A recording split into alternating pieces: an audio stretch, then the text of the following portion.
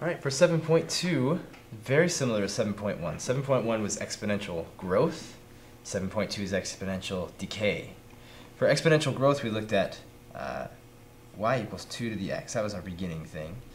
And we discovered that we got a graph that looks something like this, and makes sense because we're taking 2 and raising it to a bigger and bigger and bigger power. Out here we might raise 2 to the 10th. That'd be huge. So that's what an exponential growth looks like. It's this almost flat thing here, and once it gets past 0, it starts to really take off. Okay?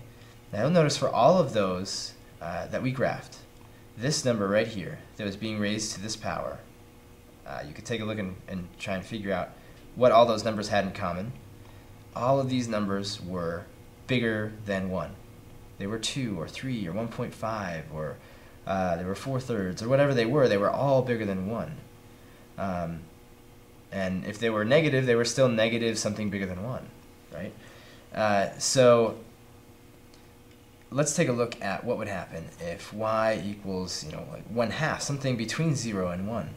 1/2 to the x. Let's graph this guy. And let's do a table of values. What's going to happen here? Let's do 1, 2, 0, -1, -2. These are good. Okay, 1/2 to the first power. Well, that's just 1/2. What about 1/2 to the second power?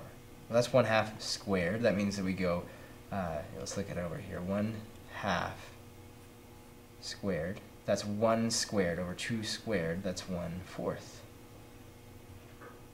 What about 0? Anything to the 0, still 1. Doesn't matter what it is. Now let's look at 1/2 to the -1. What should we do here? Well, we could look at it this way. 1 to the -1 over 2 to the -1. What do we do with those negative exponents? So this one needs to come up to the numerator. This one needs to come down to the denominator. So this becomes 2 over 1 or 2. Okay, let's do 1/2 to the -2. 1 to the -2 over 2 to the -2. So this needs to come up to the numerator, this down to the denominator. So this is 2 squared on top, 2 to the +2 over 1. That's 4. Okay, so let's graph these points. 0, 1 again. 1, 1/2. 2, 1/4. -1, 2. -2, 4.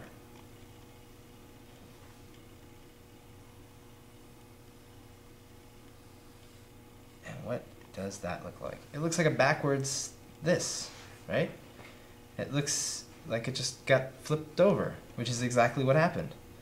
It is exactly that. This is 2, this is 1/2. They're both raised to the x. If you were to flip this over, it would lay exactly on top of this, okay? And you'll see that as, if we imagine time moving forward as we go right on the x-axis, then whatever we have is getting smaller and smaller and smaller and smaller. Whereas before in exponential growth, it was getting bigger and bigger and bigger, like we were investing money and earning money, and it was growing. We were observing parakeets, and there were more and more and more of them as time went on. There were bacteria, and the bacteria were growing and growing and growing and growing, and there was more and more of them, okay?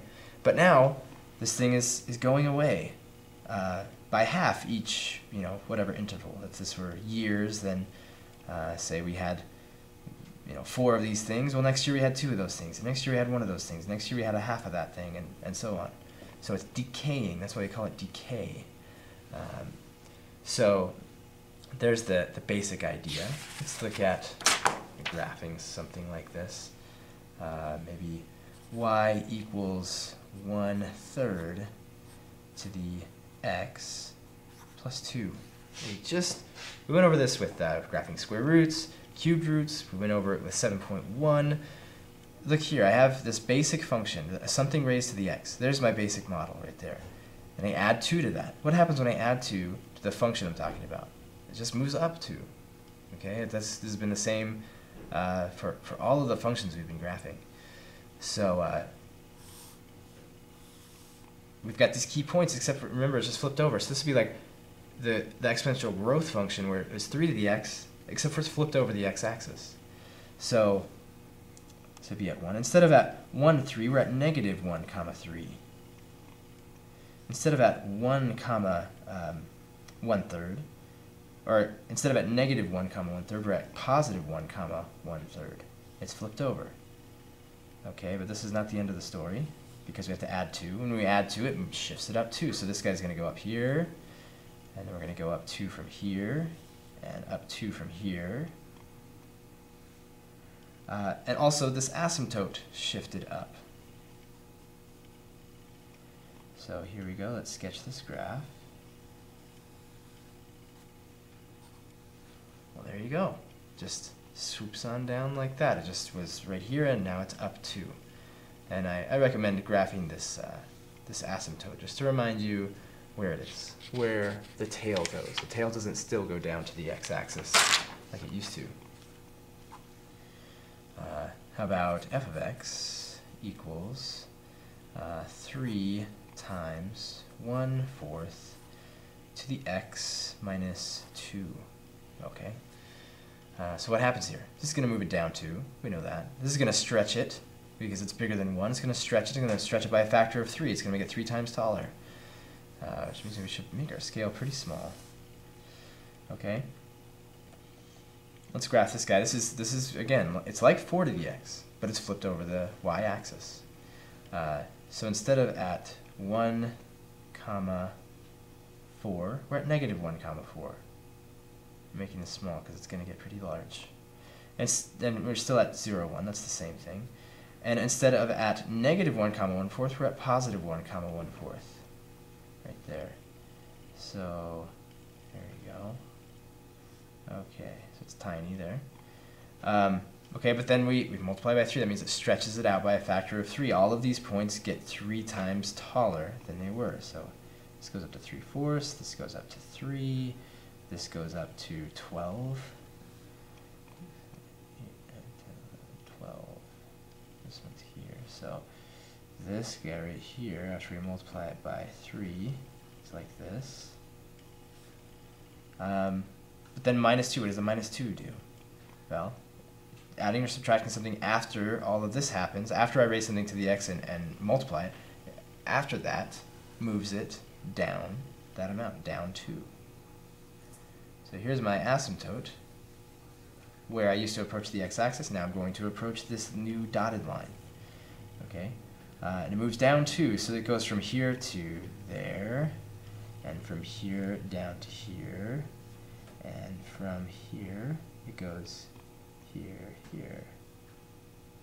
All right, so here's a point, and right here and here. So let's kind of sketch this out.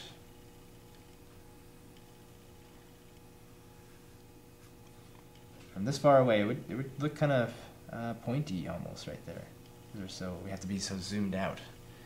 But there you go. There is an exponential decay, 3 times 1/4 to the x minus 2. Okay. And those are the basics. So let's break here, and we'll take this introduction and move into practice problems. See you there.